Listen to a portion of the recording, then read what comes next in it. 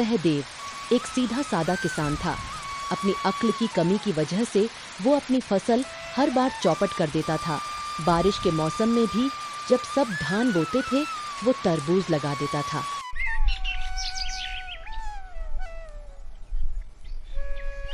अरे सुनते हो क्या? तुम्हें कभी अक्ल आएगी या नहीं? अरे अब क्या हो गया, काहे चिल्ला रही हो? चिल्लाऊं नहीं तो क्या करूं? इस बारिश में जब सब लोग धान की खेती करते हैं, तुम तरबूज की खेती कर रहे हो। देखो, हमने सोच समझकर ही तरबूज बोया है। सोच समझकर बोया है? सुनो तो जरा, क्या सोचा था तुमने? हाँ, अब सुनो। सब लोग जब धान की खेती कर रहे हैं तो तरबूज कम मिलेगा। हमने सोचा अगर हम तरबूज लगाएंगे तो बढ़िया मुनाफा हो जाएगा। तुम्हारा दिमाग खराब है क्या? बारिश में कभी तरबूज होता है क्या? क्या बात कर रही हो? बारिश में तरबूज नहीं होता है क्या? अब मैं क्या कहूँ, तुम तो सब जानकर ही खेती करते हो ना। अरे ऐसे काहे कह रही हो? पहले बता दिया होता तो हम तरबूज लगाए भी नहीं करते। तुम्हें पहले मैं कैसे बताऊं? क्या तुम मुझसे सलाह लेते हो कभी? अब रहने दो, ज्यादा डांटो नहीं। आगे से ऐसा हम नहीं करेंगे। जाओ यहाँ से, मेरी नजरों से दूर हो जाओ। सहदेव की एक बेटी थी, मिली। वो बहुत समझदार थी, अपनी उम्र से कहीं ज्यादा। गांव में जहाँ भी किसी को जरूरत होती, वो मदद को पहुँच जाती। एक सुबह वो बूढ़ी काकी के घर के सामने से गुजरी तो देखा काकी रो रही थी। अरे बूढ़ी काकी, आप रो क्यों रही हैं? मत पूछ बेटी, मेरे रसोई घर की छत गिर गई है। अब मैं क्या करूंगी? पर कोई मदद करने को तैयार नहीं। रुको, मैं देखती हूँ क्या किया जा सकता है। उनों के मिलकर जोर लगाने से छत वापस अपनी जगह लग गई। बूढ़ी काकी की खुशी का ठिकाना नहीं रहा। वाह, तेरी अक्ल तो कमाल की है। तेरी वजह से मेरा रसोई घर ठीक हो गया। मैं हूँ ना काकी, जब भी जरूरत हो बस मुझे बुला लेना। खुश रहो बेटी, सदा सुखी रहो। हाँ काकी, आप लोगों की दुआओं की वजह से ही मैं अच्छी हूँ। अब चलती हूँ, माँ चिंता कर रही होगी। ठीक है बेटी, ध्यान से जाना।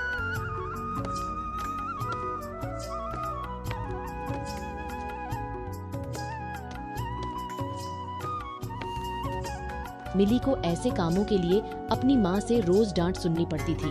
उस दिन भी कुछ अलग नहीं हुआ। ठहर जा, वहीं खड़ी रह। बता, कहाँ गई थी तू पूरे दिन? गांव में घूम रही थी, मदद कर रही थी। यही तो पूछ रही हूँ कि तू घर में क्यों नहीं रहती? क्या तुझे घर का कोई काम नहीं? घर का काम करने के लिए तो आप हो ही। मैं तो गांव वालों के काम में मदद करती हूँ। गांव वालों के काम करके तुझे क्या मिलता है? माँ, मुझे उनका प्यार और आशीर्वाद मिलता है। बस कर, छोटी सी उम्र में इतनी बड़ी बड़ी बातें। अभी 15 साल की है और बात करती है जैसे 80 की बुढ़िया हो। रहने दो माँ, आज मत डांटो ना। तेरे बाप बेटी को लेकर मैं बहुत परेशान हूँ। एक है बहुत बेवकूफ, दूसरा बहुत चालाक। जरूर पापा ने फिर कोई बेवकूफी की है, उसी का गुस्सा मुझ पर निकाल रही हो। क्या करूँ मैं? तू खुद देख घर की हालत। गांव के इतने लोगों की समस्या हल कर दी, अब तक पापा को ठीक नहीं कर पाए। क्या कहूँ, मेरी तो किस्मत ही फूटी है। तभी तो तेरे बाप के घर आई। अच्छा, अब मुझे खाना दो, बहुत भूख लगी है।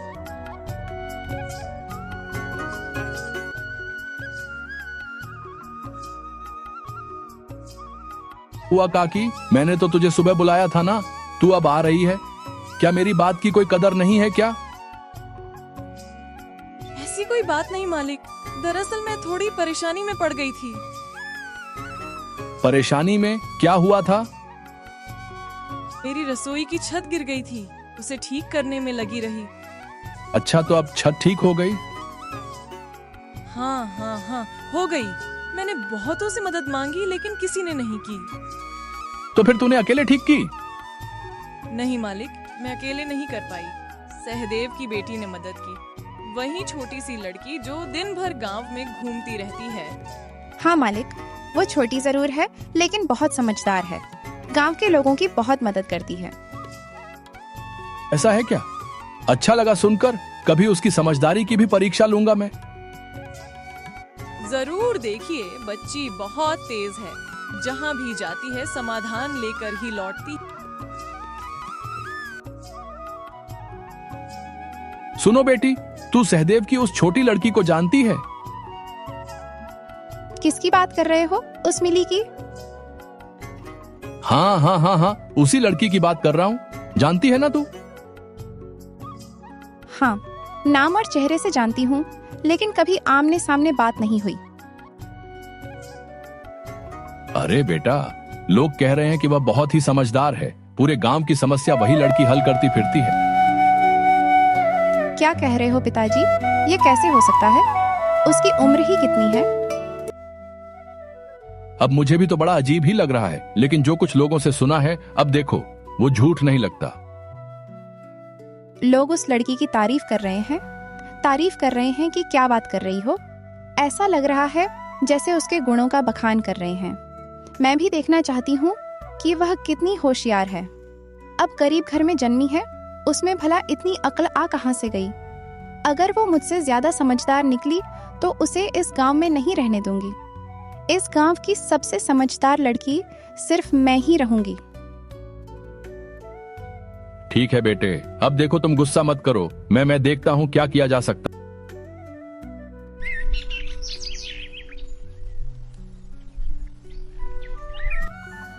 2 दिन बाद की बात है। रीना गांव में घूमते हुए तालाब के किनारे मिली को खड़ा देखती है। उसके मन में एक शैतानी योजना आती है। अरे, तुम मिली हो ना? सहदेव काका की बेटी? हाँ, मेरे पापा का नाम सहदेव है। तुम कौन हो? ओहो, तुम मुझे पहचानती नहीं? मैं मालिक रुद्र की बेटी हूँ। तुम मालिक रुद्र की बेटी हो। तुम्हारे बारे में बहुत सुना है, लेकिन कभी देखा नहीं। देखोगी कैसे? मैं तो ज्यादा बाहर निकलती ही नहीं। तुम्हारे बारे में भी बहुत सुना है। तुमसे मिलकर बहुत अच्छा लगा। सुना है तुम बहुत समझदार हो। चलो बैठकर थोड़ी बात करते हैं। रीना मिली को तालाब के किनारे बैठने के लिए कहती है, फिर उसे धक्का देकर पानी में गिरा देती है और खुद नाटक करती है उसे बचाने का। उसके चेहरे पर एक शैतानी मुस्कान होती है। आह, कोई है, मुझे बचाओ, मैं डूब रही हूँ। अरे, तुम गिर गई कैसे? मुझे तो तैरना नहीं आता। हाथ पांव मारती है और किसी तरह एक पेड़ की डाली पकड़कर खुद को बाहर निकालती है। तुम ठीक तो हो ना? हाँ हाँ, मैं ठीक हूँ। अब मैं घर जा रही हूँ। क्या हाल है सहदेव? कैसे जा रहे हैं? अरे, आपके आशीर्वाद से सब ठीक चल रहा है मालिक, पर आप अचानक से हमारे घर में, क्या हो गया? देखो, मुझे जमीन की जरूरत है, उसी सिलसिले में बात करने आया हूं। जमीन के मामले में हम आपकी मदद भला कैसे कर सकते हैं? देखो, ऐसा है, जो जमीन मुझे चाहिए वो तुम्हारी है। तुम्हारी जमीन के बगल में मेरी जमीन है। लेकिन मालिक, मैं आपको अपनी जमीन क्यों दूं? अरे भाई, उसके बदले में पैसे दूंगा, इसलिए और काहे के लिए? मुझे तुम्हारी जमीन की सख्त जरूरत है। लेकिन मेरे पापा आपको जमीन क्यों देंगे? वो जमीन बेचने वाली नहीं है। सहदेव, तेरी बेटी मेरा अपमान कर रही है। अरे, तू बीच में काहे बोल रही है? तुझे क्या समझ है इन बातों की? ये बड़े लोगों की बात है, तू चुप रह। मैं भले ही छोटी हूँ, लेकिन जो कह रही हूँ वही सही है। मेरे पापा आपको कोई जमीन नहीं देंगे। इतना अपमान सहकर मैं यहां खड़ा रहूं, तुम्हारी बात सुनूं? मैं तुम लोगों को सबक सिखाकर रहूंगा। ऐ ना मालिक, वो तो बच्ची है, उसकी बातों का बुरा मत मानिए। मालिक, आप नाराज मत होइए। देखिए देखिए देखिए, मेरी बात तो सुनिए, सुनिए तो। तेरी वजह से मालिक रुद्र को अपमान सहना पड़ा। मेरी बेटी ने ऐसा क्या गलत कहा? उसने तो सही बात ही कही। सही बात? अरे अक्ल के अंधों, अगर मैं जमीन दे देता तो कुछ पैसे मिल जाते, घर अच्छे से चलता। अब क्या, जमीन का क्या करेंगे? चाटेंगे। माँ, पापा को जरा समझाओ ना। तुझे लगता है मैं समझा नहीं रही? उनकी समझ में कुछ आता है? चुप रहो तुम दोनों माँ बेटी मिलकर हमारा घर बर्बाद ही करके रहोगे। क्या कहा? मैं अपना घर खुद बर्बाद कर रही हूँ? और नहीं तो क्या, ऐसे अपशगुनी लड़की को घर में रखना चाहिए क्या? अगर बेटी घर का भला नहीं चाहती है ना, तो उसे निकाल देना ही ठीक है। नहीं रखेंगे तो क्या करेंगे? घर से निकाल देंगे? अगर मेरे होने से इतनी परेशानी है तो मैं ही घर छोड़कर जा रही हूँ। अरे हाँ हाँ, जा जा जा। वैसे भी तुझसे कोई काम वाम तो होता नहीं है, बस मुंह चलाती है पटर पटर पटर। अरे जा, चली जाएगी तो अच्छा ही रहेगा, जा।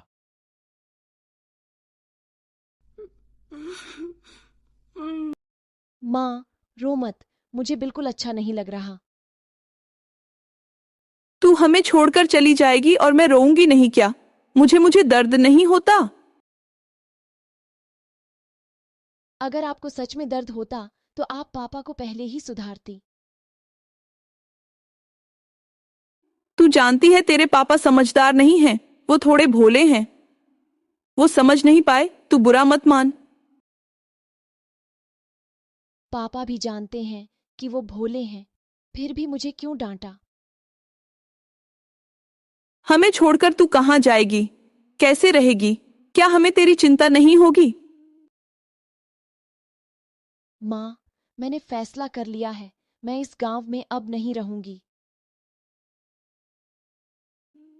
मत जा बेटी, मत जा, मुझे छोड़कर मत जा, मैं तेरी माँ हूँ। चिंता का कोई फायदा नहीं माँ, मैं अपना रास्ता खुद बना लूंगी, मैं ठीक रहूंगी। तू आएगी तो मेरा दुख और बढ़ेगा, ये तू समझ नहीं पा रही। माँ, मैं जानती हूँ संतान को खोने का दर्द क्या होता है, लेकिन मुझे जाना ही होगा, मुझे मत रोको। सुन बेटी, मत जा, लौट आ। कई साल बीत गए। मालिक रुद्र ने सहदेव की सादगी का फायदा उठाया और उसकी सारी जमीन धीरे धीरे हड़प ली। देखो सहदेव, अब तुम्हारे पास कोई जमीन बाकी नहीं बची है। तुम सारी जमीन हमें बेच चुके हो।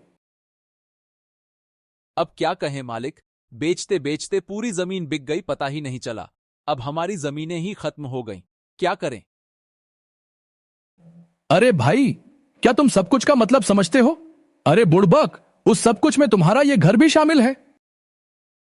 ये क्या कह रहे हैं मालिक? मैंने यह घर भी आपको बेच दिया क्या? मुझे तो ऐसा कुछ याद नहीं आ रहा। याद नहीं आ रहा? अरे जरा ध्यान से सोचो, आखिरी बार जब पैसे लिए थे ना, तब कुछ ज्यादा ही लिए थे। याद करो, याद आया ना? हाँ हाँ, पैसे तो ज्यादा लिए थे, लेकिन जमीन भी तो आपको ज्यादा ही दी थी ना मालिक। हाँ, तो उसी जमीन में ये घर भी शामिल था, समझे? क्या बात कर रहे हैं? तो अब ये घर हमको छोड़ना पड़ेगा?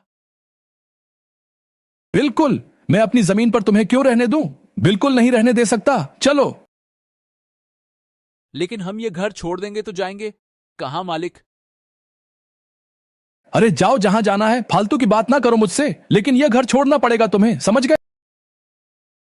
ठीक है मालिक, हमको कुछ दिन का समय दे दीजिए, फिर हम घर खाली कर देंगे। सहदेव अब भी पूरी बात नहीं समझ पाया था। मालिक रुद्र उसे देखकर मन ही मन बहुत खुश हुए और उसे कुछ दिन का समय दे दिया। हाँ ठीक है, जल्दी खाली कर देना।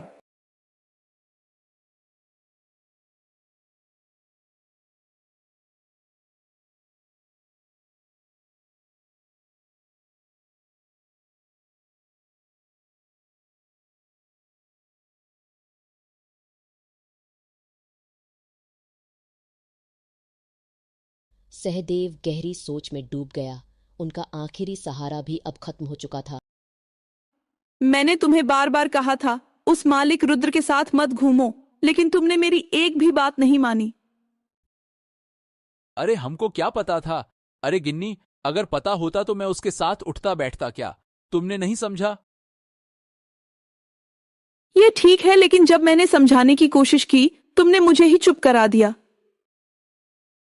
अरे हमको कभी अंदाजा ही नहीं था कि हमारे साथ ऐसा हो जाएगा। तुम्हारी वजह से मैंने अपनी बेटी को खो दिया। वो तो शुरू से ही विरोध कर रही थी। अब जाकर समझ में आ रहा है कि मेरी बिटिया सही कहती थी। मैंने नाहक उसे गलत समझा इतने साल। तुमने उसे घर से निकाल दिया, अब उसका बाप तुम्हें भुगतना पड़ रहा है। क्या करूं, मेरी अक्ल ही मारी गई थी। अब रोकर क्या फायदा? सोचो अब आगे कहां जाएंगे। मैं और सजा भुगतने को तैयार हूं। मेरी बेटी न जाने कहां होगी, किस हालत में होगी। मुझे माफ कर दो मेरी बेटी। अरे अब तो कुछ सोचने की शक्ति ही नहीं रही। कहां जाएंगे, क्या करेंगे? तुम्हारे दिमाग में कभी कुछ चलता ही कब था? सारा झंझट मुझे ही सहना पड़ा है। मिली गांव लौटकर गांव के विकास के लिए कोशिशें शुरू करती है। उसकी मुलाकात रवि नाम के एक पढ़े लिखे नौजवान से होती है। सुना है आप 2 दिन पहले गांव लौटी हैं और गांव के भले के लिए काम करना चाहती है। हाँ, आपने ठीक सुना। क्या आपको कोई आपत्ति है? अरे नहीं नहीं नहीं, कैसी बातें कर रही है? मैं तो खुद किसी ऐसे व्यक्ति की तलाश में था। फिर तो और भी अच्छा। दरअसल मैं भी काफी समय से गांव के विकास के लिए कुछ करना चाहता था। अब आपको पाकर अच्छा लग रहा है। अब मेरे पास एक साथी है। आपके साथ मिलकर मैं और भी अच्छा काम कर पाऊंगी। हाँ हाँ, जी हाँ, मैं भी तो यही कहना चाहता था। आप तो काफी समझदार हैं, तो आपने गांव के लिए क्या योजना बनाई है? वैसे मैंने अभी तक कुछ तय नहीं किया है, पर सोच रहा था कि अनपढ़ किसानों को कृषि के बारे में जागरूक किया जाए। हाँ, ये तो बहुत अच्छा विचार है। मैं भी कुछ ऐसा ही सोच रही थी।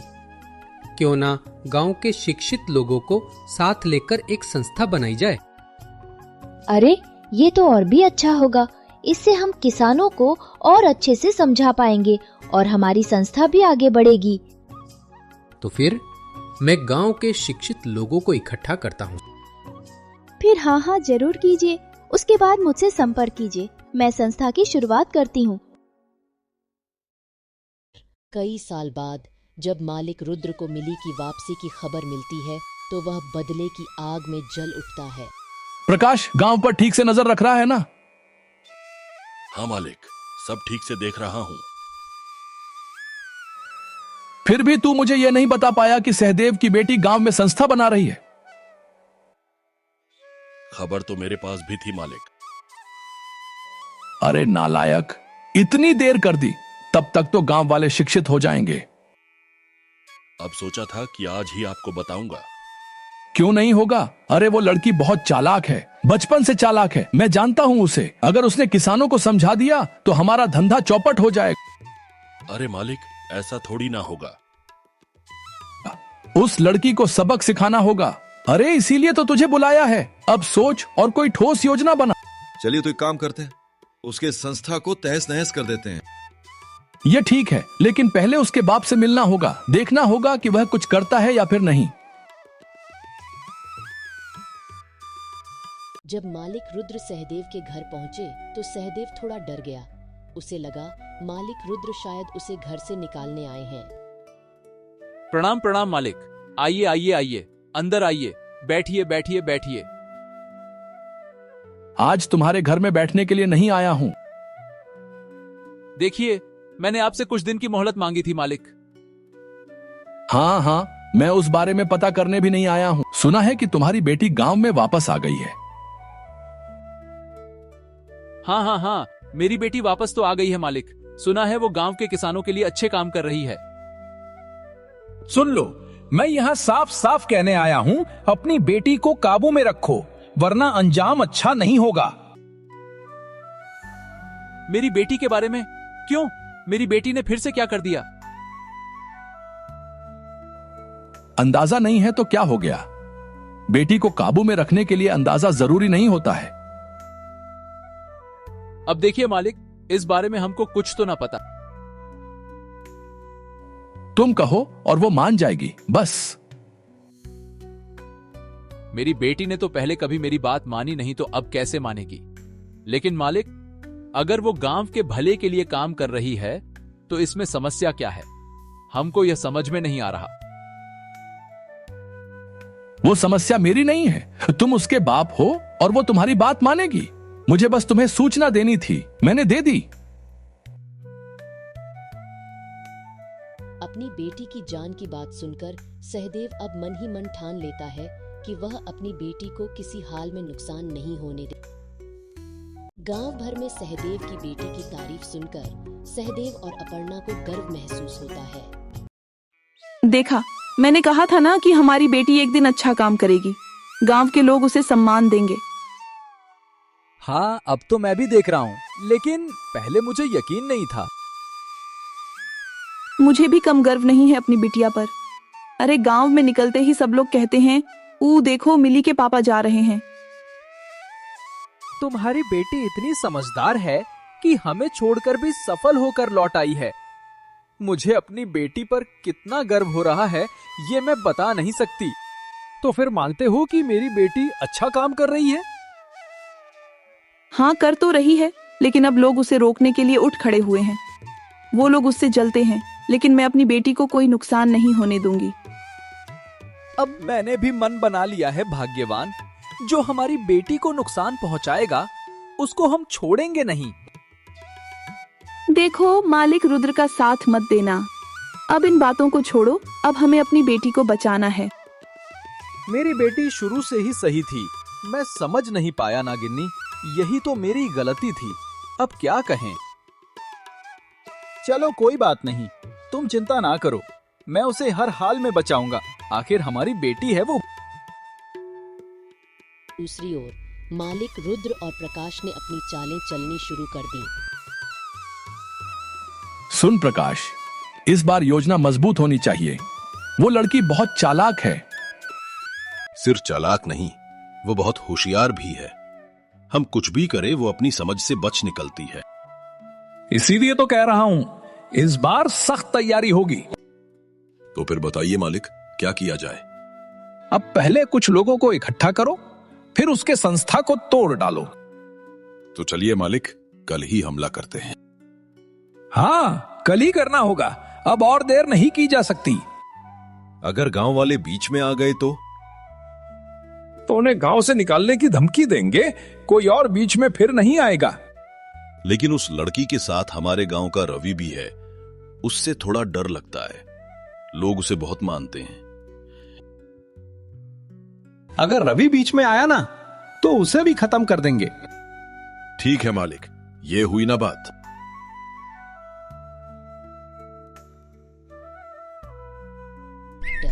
सुबह होते ही मालिक रुद्र, प्रकाश और उनके लोग सभा घर पहुंचते हैं। हाथों में डंडे और हथियार होते हैं। ये क्या मालिक, आप लोग यहाँ हथियार लेकर क्यों आए हैं? क्या मकसद है आपका? जो काम तुम लोग कर रहे हो वो गांव के भले के लिए नहीं है। इसे अभी के अभी बंद करो। ये काम गांव के भले के लिए नहीं है, ये आपसे किसने कहा? या फिर ये काम आपके धंधे के लिए खतरा बन गया है? मालिक रुद्र गुस्से में भड़क उठते हैं। जबान लड़ाती है? प्रकाश, देख क्या रहा है? इस सभा घर को तोड़। सहदेव और रवि मिली के सामने ढाल बनकर खड़े हो जाते हैं। खबरदार मालिक, अब तक आपने हमारे परिवार को बहुत नुकसान पहुंचा दिया। अगर आज हमारी बेटी को कुछ हुआ ना, तो आपको हम लाटा के ऐसा मारेंगे क्या? ए सहदेव, तू भूल रहा है कि तेरा घर अब भी मेरी मुट्ठी में है। ऐ मालिक, घर वर की कोई जरूरत नहीं है। फालतू की धमकी देना नहीं, और हमारी बेटी को कुछ होना नहीं चाहिए। हाँ। मालिक रुद्र और उसके लोग डर कर वहां से चले जाते हैं। ऐ बेटा, हमका माफ कर दे, हमने तुम्हें अपनी बेटी नहीं समझा। आप ऐसा क्यों कह रहे हो? आप तो मेरे पिता हो। अब कोई लेकिन नहीं, अब हम सब मिलकर गांव की भलाई के लिए काम करेंगे। इसके बाद मिली की अगुवाई में गांव का विकास तेजी से शुरू हुआ। गांव वाले उसकी बहुत तारीफ करते थे और एक भोला किसान अपनी बुद्धिमान बेटी पर गर्व करता था।